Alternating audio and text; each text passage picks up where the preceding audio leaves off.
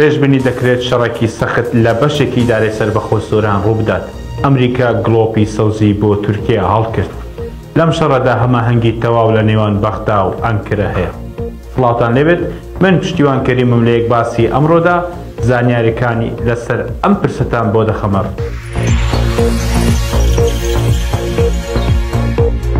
بە بیانی بوونی هێزەکانی پاکەکە لە نێوخاکی هەرێمی کوردستان، تورکیا چەندین ساڵە ناوچە جیاجەکانی هەرێمی کوردستان بۆردومان و تۆپباران دەکات. لەم نێوەندەشدا زۆرترین بەریەک کەوتن و بۆردومانەکان کەوتونەتە سنووری دارە سەربەخۆی سۆران و ژمارێکی زۆری هاوڵاتی سڤیل و بەشێکیان بوونەتە قوربانی. هەروەها دەیان گوند بەهۆی بوونی چەکدارانی پاکەکە چۆڵ کراون و زۆر بەشیان لە دوای ڕاپەڕینەوە تا ئێستا ئاوەدان نەکراونەتەوە. تاگەکانی هەواڵ لە چەند ڕۆژی ڕابردوو بڵاویان کردەوە تورکیا هەزێکی زۆری سەربازی دێنێتە سنووری قەندیل. ئەگەری پێکدادانی سەخت لەم ناوچەیە هەیە و گومانی بوونی بنکە و بارەگەکانی پەکەکەی لێیە.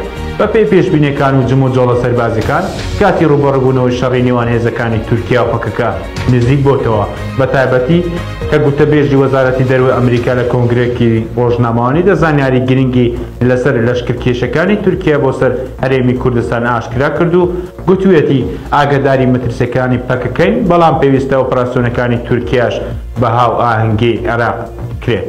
زیاتر ڕوونی کردەوە ئاگاییداری ئەم ئۆپراسیۆنانی تورکیان. ئەم گوتانەی ماتیۆ میلەر ئاماژەن بۆ نزیک بوونەوەی ئەو جەنگە، بە تایبەتی کە گوتەبێژی وەزارەتی دەروی ئەمریکا لە کۆنفرانسە ڕۆژنامەوانیەکەدا ڕوونی کردوتەوە ئێمە داوامان لە تورکیا کردووە ئۆپراسیۆنەکانی دژ بە پەکەکە بە هەماهەنگی بێت لەگەڵ دەسەڵاتدارانی هەرێم و بەرپرسانی عێراق تا کەمترین زیان بەر خەڵکی سڤیلی هەرێمی کوردستان بکەوێت.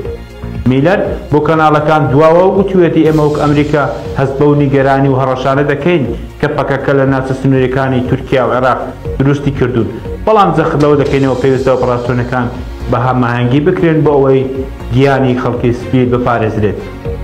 لەلایەکی دریشەوە سەبارەت بە ئۆپراسیۆنە سەربازەکانی تورکیا لە دژی پەکەکە لە نێوخاکی عێراق، ئیبراهیم سومەیدعی ڕاوێژکاری سەربازی محەممەد شیع سوودانی سەرۆکوەزیرانی عێراق ڕاگەیاندبوو ئەمە هەنگێکی تەواو لە نێوان بەغدا و ئەنکرە هەیە بۆ دەستپێکردنەوەی ئۆپراسیۆنە هاوبەشە سەربازەکانی سوپای تورکیا لە ناوچە سنووریەکانی هەرێمی کوردستان. لاگەری سەرهەڵدانی ئەم پێکدادانە پێشبینی دەکرێت لە سنووری قەزای سیدەکان و مێرگەسۆر و چۆمان و بەشێکی قەزای ڕوانزیش پێکدادان ڕوو بدەن. بەڵام شەڕە سەرەکیەکە لە قەندیل دەبێت بەهۆی ئەوەی ناوچەیەکی استراتیژی و هەستیارە و دەستگەکانی هەواڵگری سەربازی تورکیا تیایی قەندیلیان بە ناوەندی سەرکردایەتی پەکەکە ناوزەند کردووە. بە یارمەتی هاوکارانم یەک باسی ئەمڕۆمان پێشکەش کردن. خواتان لەگەڵ.